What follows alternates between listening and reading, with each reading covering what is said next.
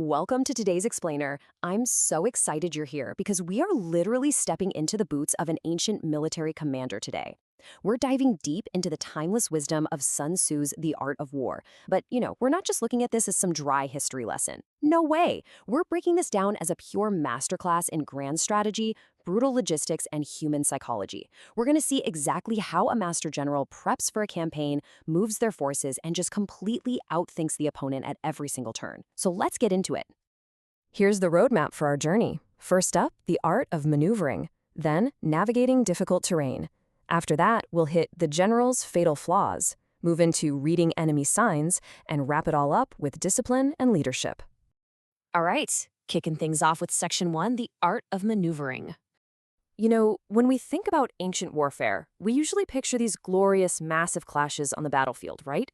But the actual war, that begins way before swords ever cross. It's all about logistics. Without provisions, an army is just completely lost. Think about the brutal math of forced marches. Sun Tzu uses this specific distance measurement called the li, and he warns that if you force your men to march 50 li just to outmaneuver the enemy, the physical toll is just absolutely devastating.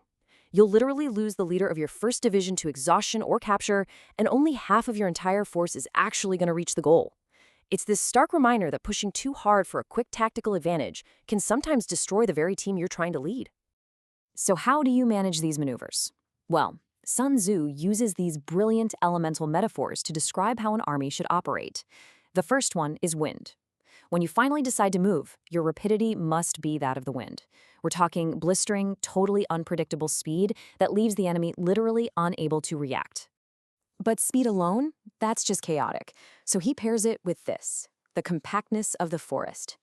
When your forces are gathered together, they've got to be dense, highly organized, and deeply structured, kind of like a thick, impenetrable woodland. Now, when the time comes to actually go on the offensive and plunder a countryside, your army must be like fire. It's a perfect illustration of the aggressive, consuming, and totally devastating nature of a spreading attack. And finally, in total contrast to fire, we have the mountain. In defense, you've got to possess immovability like a mountain. Absolute stoicism. The thing is, a truly brilliant general doesn't just pick one. They have to embody all four of these elements effortlessly, shifting from wind to mountain at a moment's notice. And all of this physical exertion, it bleeds directly into human psychology. Just look at the timeline of a soldier's mood throughout the day. In the morning, their spirit is at its absolute keenest. By noonday, it's starting to flag. They're getting tired. And by the evening, well, a soldier's mind is bent on one thing: returning to camp. Sun Tzu argues that a clever general studies these moods. You never attack an army in the morning when they're sharp. Actually, scratch that. You wait and strike when they're sluggish and just want to go home. It's really all about timing your moves to align perfectly with human nature. Which brings us right to Section 2, navigating difficult terrain. Because an army fights the environment just as much as the enemy, geography is literally everything. A leader has to be intimately familiar with the face of the country. And this brilliantly illustrates his super specific approach to river warfare. Okay, so if an invading force is crossing a river to get to you, do not rush out to meet them in the water. That's a mistake. Instead, you employ calculated patience. Step 1, let them cross midstream. Step 2, allow exactly half of their army to reach your shore. And then, Step 3, deliver your attack. You catch them perfectly divided and highly, highly vulnerable. But using the terrain effectively requires the element of surprise. I absolutely love this quote from the text. Let your plans be dark and impenetrable as night, and when you move, fall like a thunderbolt. You practice dissimulation. Basically, you keep your true intentions entirely hidden in darkness right up until that explosive, decisive moment of action. All right, let's shift our focus inward for a second with Section 3, the general's fatal flaws. So, understanding terrain and troops is pretty much useless if the mind of the leader is broken. A wise leader has to constantly blend considerations of advantage and disadvantage. But most importantly, they have to navigate the 5 besetting sins of a general. First, recklessness, which leads directly to destruction. Second is cowardice, which leads straight to capture. Third, a hasty temper, meaning you can be easily provoked by cheap insults. Fourth, a delicacy of honor, where you're just way too sensitive to shame. And finally, over-solicitude for your men, which exposes you to constant worry and trouble. It's wild, but these are just as relevant in a modern boardroom as they were on an ancient battlefield. Sun Tzu warns us that when an organization is overthrown, the cause is almost certainly found right here among these five faults. Moving on to Section 4, Reading Enemy Signs.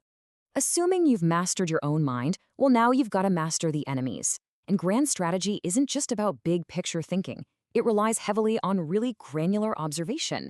The natural world actually broadcasts enemy movements if you know how to look. See a high, concentrated column of dust? That means chariots are advancing. Low dust spread out over a wide area? That betokens approaching infantry. If you see beasts suddenly startled, watch out, a sudden attack is coming. And if birds are just gathering calmly on a spot, you know that area is safely unoccupied. It's like a giant puzzle. But beyond nature, you really have to decode the paradoxes of human deception. Like, how do you know what the enemy general is actually doing? Sun Tzu points out this fascinating tell. If the enemy sends envoys with humble words, but you notice they're secretly increasing their preparations, they're actually getting ready to advance. On the flip side, if they're using violent language and driving forward like they're going to attack, it's a bluff. They're actually preparing to retreat. You also need to be on the lookout for signs of internal rot in the enemy camp, specifically disaffection. What does that look like? Well, it's men whispering together in small knots or speaking in these subdued tones. It points to a complete breakdown in rank-and-file morale. Furthermore, if you see the enemy handing out way too many rewards, it means they are at the absolute end of their resources.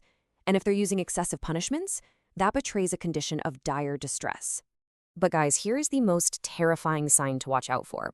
When an army starts feeding its horses with grain, killing its own cattle for food, and the men don't even bother hanging their cooking pots over the campfires, showing they literally have no intention of returning to their tents, you have got to be careful. They are desperate, and they are absolutely determined to fight to the death.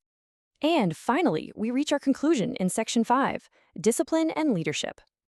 We've spent a lot of time looking at the enemy, but how do you manage your own forces? Sun Tzu gives us this formula that requires a really delicate balance. He calls it a certain road to victory. Here it is. Soldiers must be treated with humanity in the first instance. They have to become deeply attached to you as a leader. Because, think about it, if you punish them before they're attached, they'll never be truly submissive. But once that attachment is formed, they must be kept under control by means of iron discipline. Commands must be habitually enforced. You see, confidence and strict obedience have to go hand in hand for mutual gain. Which brings us to our final thought. The general's journey is one of immense physical and psychological burden.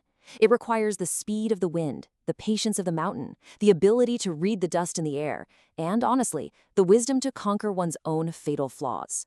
So as you look at your own challenges, your own strategic battles, I want to leave you with this question to consider. Are your plans dark as night? And is your discipline made of iron?